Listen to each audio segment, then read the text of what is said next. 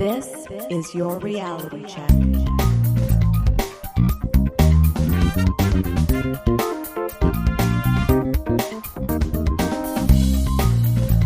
Welcome to The Reality Check, the weekly Canadian show that explores a wide range of controversies and curiosities using science and critical thinking. Today is June 12th, and it's just me, producer Pat.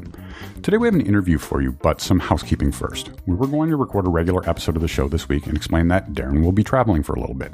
Unfortunately, Adam had a family matter to deal with, so we were unable to record that show. We do have some other interviews and a couple of goodies that we'll be releasing while Darren is away, so stay tuned, but we'll be off doing regular panel shows for a few weeks.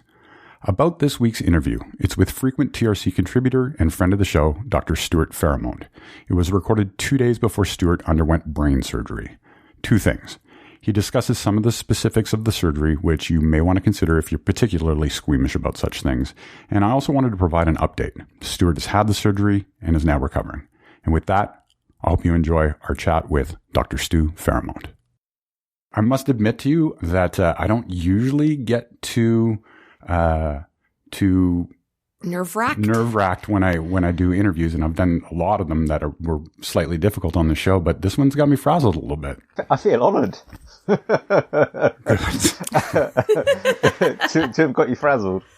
So, Stuart, you've been on the show a number of times. I think this will be your 6th time. If my quick research is correct, that's probably second only to Stuart Robbins for the number of appearances. People who have heard you before will know that you've told us many things about food science, why beans give us gas, why junk food is irresistible, what's a spice. You've covered so many topics with us, but many listeners may not know that this is sort of a second career for you and that you're actually a medical doctor. Maybe we can start with your backstory and why you no longer practice medicine. Yes, as I say, it's an honour to have been part of contributing my little way to the show, and my life and my career now is science communication, but it didn't start off that way. I am Dr. Stuart Farrimond because I'm a medical doctor first and foremost. And my story, I think, is an interesting one. The reason why I left medicine was because what is now 10, 11 years ago, I was diagnosed with a brain tumour. This was whilst I was working as a hospital doctor. And so that forced me to leave medicine. And that's, through a rather strange series of events, led me to where I am today, writing food science books and talking with you guys. Stuart, how did you find out about the tumor? Were you having any symptoms, or was it just you did a scan for some reason and they found it? How did that come about? Yeah, it was found accidentally or incidentally, as the medical community says. It was for tests for something else. At the time, I was suffering a lot with being very low in energy, very tired, very fatigued. And I'd married 6 months previously, been working very hard in a hospital job. And I went and had some tests done, and some of the hormones, my testosterone and my thyroid, were particularly low. And so the hormone specialist, the endocrinologist, wanted to scan my head, check that my pituitary gland, which is a teeny tiny little gland at the base of your brain that controls lots of the hormones in your body, to scan to check that that was okay. And that was fine. And so I was working at the time. I had the scan done whilst I was at work. And then after the scan and had a bit of time in the afternoon, I went off to the doctor's mess, the kind of the little doctor's room, and logged in and thought, right, I'm going to see my brain, and I'm going to print it out and stick it on the fridge at home and go, behold, the world's smartest brain. Right. But when I looked, the pituitary was fine, but there was this strange cotton wool kind of mass thing in another part of the brain. And so that's how it was found. And so the next day I was called in to see the consultant who told me that I had a brain tumour. And so what was the treatment at that time, Stuart? The treatment at that time was surgery. It is a slow-growing tumour. It is a brain tumour called a glioma. Now, when you say brain tumour, essentially we're talking about brain cancer, although the term brain tumour can be applied quite generally to anything that grows in the brain. But this is a brain cancer. It's a glioma, which means that they believe it has grown out of what are called the glial cells, the supporting cells that scaffold in your neurons, your thinking cells in your brain. And for some reason, whatever reason, tumour has arisen. And these kind of tumours, gliomas, this one's called an astrocytoma. The name of the cell it came from is called an astrocyte, and so it's called an astrocytoma. They grow very slowly, often over many years, just very, very slowly expanding, eating into the kind of the brain tissue around them. And what happens, the amazing thing is that the brain compensates incredibly well, especially if it's happening very slowly, because it just loses a bit of function. And so the brain goes, okay, we'll do a little detour and go a different way around, and we'll solve the problem a different way. And so I didn't know at all, didn't notice anything. Your brain's just got incredible sort of capacity to compensate for damage. But the treatment for it is surgery, and that's what I had. And because it was slow growing, they said it wasn't worthwhile doing chemotherapy and radiotherapy, because those things work best when you've got a very aggressive, fast-growing tumour. The upshot of that is that because of its nature, you can't fully remove it. So you chop out everything that you can see and everything that appears on the scan, but there's always microscopic little deposits left behind. No matter what they do, it always seems to come back somehow. There seems to be some traces, some remnants hiding away in there that regrow. You could say that, why don't you just chop out a really huge chunk and then there's no chance of it coming back? But the problem is that you don't know when to stop cutting, and because it's the brain, you kind of have to try and preserve as much as possible. Stuart, in our back and forth leading up to this conversation, you mentioned that there are issues with brain tumor research and that it's under-recognized. Can you tell me what you mean by that? Yeah, hugely. And as I recovered from all of this, and I've got involved with brain tumor organisations, brain tumor charities, and I do some work for a non-profit, I discovered just how underfunded brain tumours are.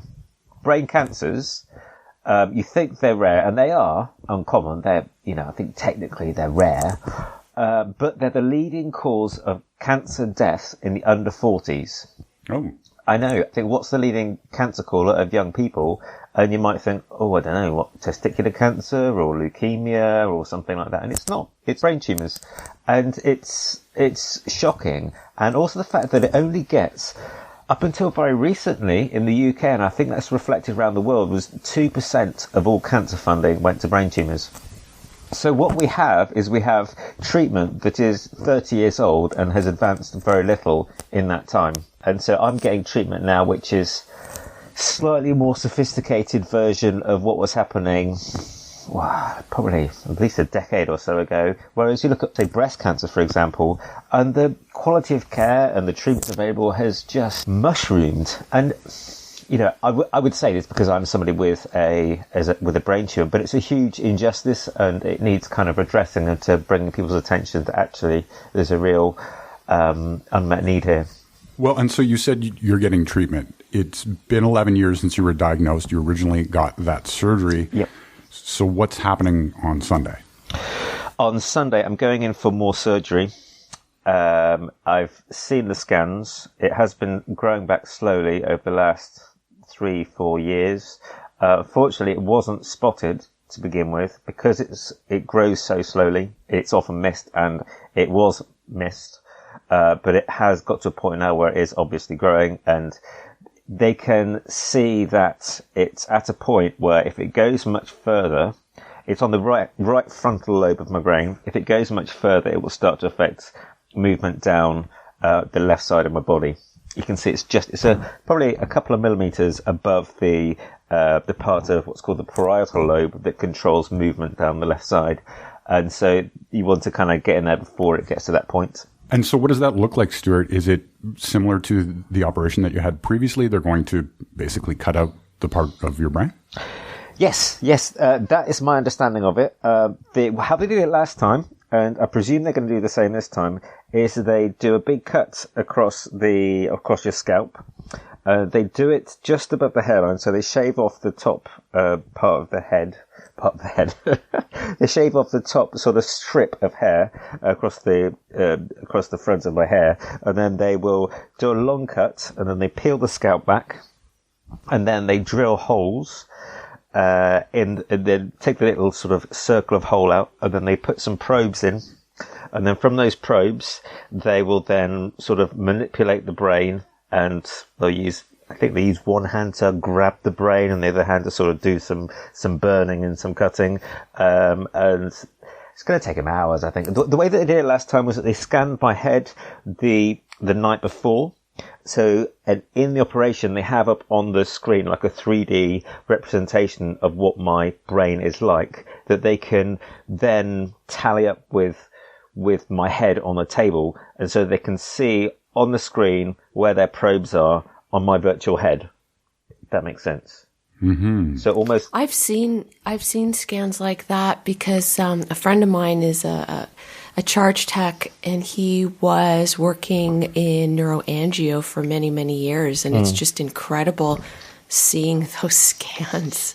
When I was told about this originally, I said, "Oh, I want to see. I want to be there. What do I do? That's incredible."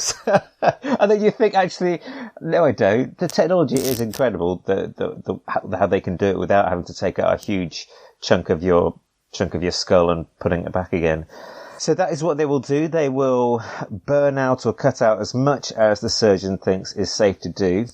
In this operation, because it's a bit bigger than last time, they're going to be looking at seeing what bits of the brain do what to my body. So I believe that they're going to have things on my legs and my arms that they will then be able to see if my muscles are twitching or moving when they prod a bit of the brain. So what you tend to do is that you would get a little sort of electrode, and you would probe a bit of the brain surface, and you would do a little sort of electrical current through that bit of the brain, and you'd see, is that a leg or a muscle or something that's twitching when I probe that bit of the brain. And if it is doing something like moving my leg, then you go, oh, okay, we won't cut into that, because that means that he won't be able to move his leg afterwards if we chop that bit out. And so they use that as a guide to how far should we keep cutting before we stop. So they'll be doing that in the operation when I'm in there. They've also done some functional MRI scans, and functional MRI scans is where you look at what the brain is doing when you're thinking or when you're performing an action. So I had scans done a month or so ago where I had to lie in an MRI scanner, but then they get you to do things. So they got me to do some word puzzles and move my hand on one side and move my fingers and hand on the other side, and then at the same time. And then from that, you can look at the blood flow in the brain. So which bits are most active. So the blood flow is used as a proxy for which bits of the brain are most active, and from that you can see which are the most important parts of the brain that you don't want to be chopping out. And so beyond the surgery, what other treatment is involved? So this is going to be a new experience in treatment for me, because I'm going to be going through radiotherapy after the surgery, and then followed by chemotherapy, which is kind of why I think it's really nice that I can share this story with you, because I don't know how well I'm going to be afterwards. Because after about 4 weeks after recovery from the surgery, which from memory, get very sore head, you essentially feel like you can cuss for a while because you've had controlled brain injury done to you. And so it takes a while for you to recover. And after the first operation, I did have seizures, although touch wood, everything should be fine this time round. And then after 4 weeks recovery, I'll go and have some radiotherapy for 6 to 8 weeks, and then chemotherapy, which could be 6 to 9 months. Wow. So I'm kind of looking at a really crummy year coming up, of not really sure how things are going to end up. Is there a prognosis, or is it they really have to kind of wait and see? The thing with this kind of tumour, and I knew this all along, is that you can't cure it. It will come back. And the natural order of things is that it keeps coming back, and eventually at some point in the future it turns to a more aggressive form, which tends to be called what's called a glioblastoma. which is the very nasty kind of brain tumour that you hear most about when you hear of whenever there's somebody. There was a senator, I think it was, in the Gord Downey? Yeah. Yeah, Gord Downey. Downey. Yep. And there was a senator, I think, in the States who recently died of a glioblastoma. John McCain? Yeah, it was John McCain. And we had an MP, Minister of Parliament in the UK, called Dame Tessa Jowell, and she died of a brain tumour, a glioblastoma. Fortuitously, in the UK, that has helped raise the awareness of it. And before she died, she was a huge campaigner for brain tumour research funding, and so her legacy in that will live on, and things are starting to change on this side of the water. So yeah, the glioblastoma, and when you get to that stage, it's typically looking at kind of 18 months before you die, typically, because it's very aggressive, advancedly growing at that point. And the treatment that you can have then is usually just buying you time. So, Stuart, does it help that you caught this fairly early and that it's been monitored over the last 11 years?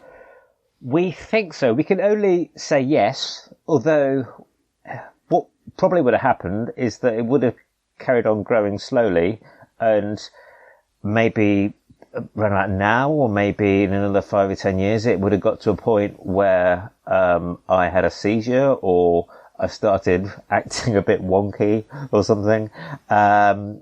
But we can only presume that cutting out early helps. Although it's one of those things that you can't do a trial on it, because whenever they found a tumour and they've had the ability to do it, doctors have naturally chopped them out because it seemed the sensible and the logical thing to do. So there's never been a randomised controlled trial of let's get half of them and cut the brain tumour out of half of them and not have the other half and see who lives the longest, because it just ethically you can't do it. So I believe so, but we don't know what would have happened had they just left it alone. Right. Given the fact that you're having surgery to remove as much as they can, Stuart, then what is the purpose of the radiotherapy and the chemotherapy, and what exactly are those things? Okay, so the thinking is that at this point now it's worth giving it a go of let's try and really kill as much of it as we can. Even though it's not at super aggressive speed, they still think it's sensible, and the evidence they have says that these things will help in the long term. People do live longer if you have these types of treatment at this point. And the nature behind chemotherapy and radiotherapy is pretty, if I'm honest, quite medieval. And it's the same for all cancers. What you're doing with, so we'll start with chemotherapy. Chemotherapy is a poison. Chemotherapy is just a general term for many different drugs, most of which kill rapidly dividing cells in the body. So as I say, they're poisons. And the idea is that because cancers are growing rapidly, it will kill the cancer. Unfortunately, it also kills you. So it's kind of a game of, we're going to try and give you as much of this horrible stuff as possible, and we will hopefully kill the cancer before we kill you.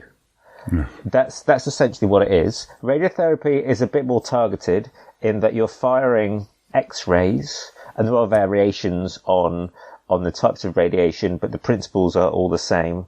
There are new things, kind of proton therapies, and there's a gamma knife.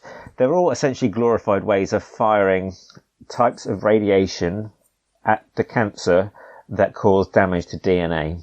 And you do that to essentially try to stop these rapidly dividing cells growing, and you're essentially just trying to kill them. It's a way of targeting a bit of tissue that is growing rapidly with some DNA damaging radiation. Yes, so that's the radiotherapy, that's the chemotherapy. And I think in 10, 20, 30 years' time, we'll be looking back at this era of cancer treatment and going, what on earth were we doing? That was barbaric. Mm-hmm. Right. But that's the best we have. I just, for the first time, went through chemo with a friend and would keep her company at the hospital when she was getting the chemo. And yeah, it's eye-opening. There's lots of different types. And obviously, if you think about rapidly growing cells, that explains the side effects that people often have with chemotherapy. So the most obvious one is people's hair drops out, because hair is a continually renewing part of the body. And so if those cells can't regenerate, you can't produce the hair, and so your hair falls out, and so your skin gets very dry because it can't regenerate. You can end up with intestinal problems, because on the inside of the gut they're constantly repairing and replacing themselves. So all these parts of our body, they all suffer as a consequence. And the idea of most chemotherapy are to give you they call it a cycle. So we give you the drug over a concentrated period to try to build it up as much as possible in your body, so that we can harm the cancer as much as we can. But before your immune system gets completely killed off, because the immune cells, again, they're something that are constantly regenerating in your body. Before we completely destroy your immune system, we will stop, let your body regenerate again, let you recover, and then we'll give another blast of it. And hopefully, as I say, hopefully we're killing the cancer more than we're killing you. And it works. It works. It's just very, very barbaric, very kind of medieval. You sound very pragmatic and very clinical about this, but Yes. how are you holding up? Thanks. Yeah, it's funny when I was first diagnosed with it, you engage the whole medical side of your head, and you just treat the person on the screen, that brain, as a patient, and it takes a while to adjust to actually, this is me, this is my life, and it's hard, and it makes you consider your mortality, what you're here for. And it's given me, the last 10 years, it's given me a lot of time to reassess priorities. And it's a real honour, actually, to have to look at those big picture things in your 20s, when most of the time you only really have these soul-searching kind of dilemmas later in life. And Yeah. so I kind of, as much as is possible, I feel at peace with the situation, and I make decisions about life based on the kind of the very temporary nature of life, and try to enjoy the day. Okay, the last couple of weeks, for the last month or so, my wife's been saying, I just want to get this over and done with, which I completely understand. Yes, and I said to her, actually, no, not at all. I know it's coming, but I'm enjoying the day at the moment. And I think that kind of perspective, sadly, you only really get when you have something really horrible and life-threatening happen to you or somebody close to you. Does it give you a wake-up call? Stuart, do you think it's better that you're a medical doctor and you know what's involved, or do you think that's a bit of a curse? Do you think it would be better if you didn't know exactly what was happening? No, on balance, I think it's good that I know, and I can appreciate that you're in a very vulnerable position when you have something that can't be quote unquote cured, and that is going to bring your life to an early end. And being able to appreciate that you're very vulnerable, you can be manipulated, you will go looking for answers where there aren't really answers. After I had 2 operations, so the first operation, afterwards I went down this track of, okay, I'm going to do everything I can to stay well, stay healthy. And a lot of things that happen, you may well know this from people, is that there's a lot of self-blame. There is no explanation for it. I didn't even have a mobile phone until about 5 years after everybody else had a mobile phone. By the way, mobile phones do not cause brain tumours. But just in case. But you search Just in case. You search for reasons. You kind of think, oh, maybe it is because I did this. And there's a lot of blame. There's a lot of fear. And out of this, I mean, I tried to take control of the situation, which is essentially an uncontrollable situation. Yeah. And what you do is you control, well, for me, was you control your food, because that's one of the things we have in our life that we actually have some control over, what we eat every day. And so went down the track of, I'm going to buy the anti-cancer diet books, and I'm going to draw up a list of all the things I can and I can't eat. and get out all these things that from my diet. Everything's got to be organic. I'm not going to have any meats, not going to have any sugars. Only certain oils am I going to be allowed. I cut out all high GI foods, so your breads and your potatoes. I would fastidiously go through all different foods and find out the GI number. So the GI, the glycemic index, that's a rating of, it's a kind of a scale of 100. It's a number given to food based on how quickly it is turned into sugar in the bloodstream after eating it. So something with a very high GI number gets digested very quickly and causes a spike in your blood sugar. Something with a low GI, something that's maybe like a whole bran cracker or something. It takes a long time to digest. The carbohydrates are broken down to sugars slowly, and it's really slowly into your bloodstream. And the thinking is that high GI foods are bad because that burst of sugar feeds the cancers and helps the cancer to grow. And all sorts of different ideas that you can dip into. And there's some logic behind some of them. There's little bits of evidence behind it, and some of them they're just kind of bonkers. But you've got nothing to lose. You have nothing to lose from trying this supplement. So what if the supplement costs you a lot of money? Isn't your health worth it? And I was doing all these things, and it was just horrible looking back, it was horrible for life. You can't just go out for a meal and sit down and have a meal and pick something off the menu. I'm thinking, what oil was that cooked in? What has this got cheese in it? And it's a horrible. It sounded like it absolutely consumed you at one point. It did, and I tried all sorts of. I looked into Gershon therapy and all these. There's all the kind of the alternative, fortunately, quackery type things. Is that you go and explore because you have nothing to lose in just having a look into it, and and you hear anecdotal stories here and there. So as you say, if you go into it, it's quackery, but you have nothing to lose. It's understandable that someone would be faced with that decision, would do those things. Absolutely. And brain tumors, for example, the weird thing is that even with the high grade glioblastomas, the one that will normally kill people in about 18 months from diagnosis, about 1 or 2% outlive all expectations. They're long-term survivors, and we have no idea why they do it. Sometimes they're on a trial for a new drug.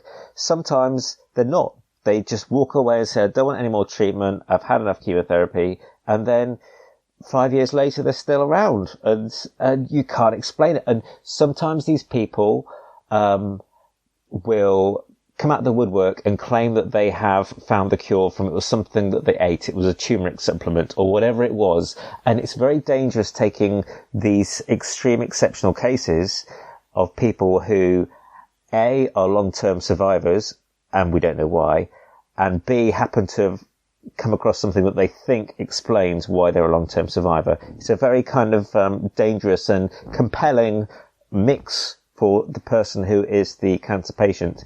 So to answer the question of, am I pleased I'm a medical doctor? Yes, I am, because it's given me that skeptical framework to fall back on when your emotions and your security are all over the place. So Stuart, you were in the midst of writing another book. Were you able to finish it? I am currently in the midst of writing another book. Oh, you still are, okay. Yes, book number 3. This one, we're working on the title. I've just seen a potential cover that I quite like the look of at the moment. We're calling it, working title, The Science of Living.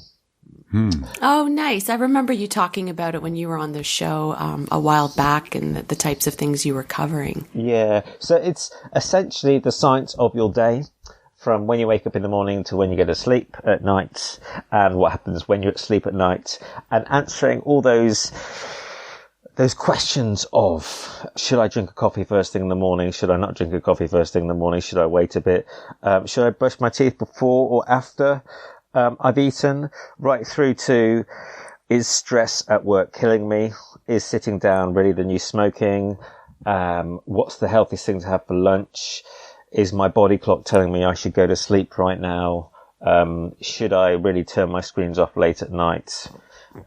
are we addicted to social media? So the whole kind of gamut of all those things that fill up the tabloid columns on a quiet news day, going to answer them from a scientifically based and skeptical viewpoint so that you can read it and go, I never realised. Incredible. So will you need to put the book on hold for a bit?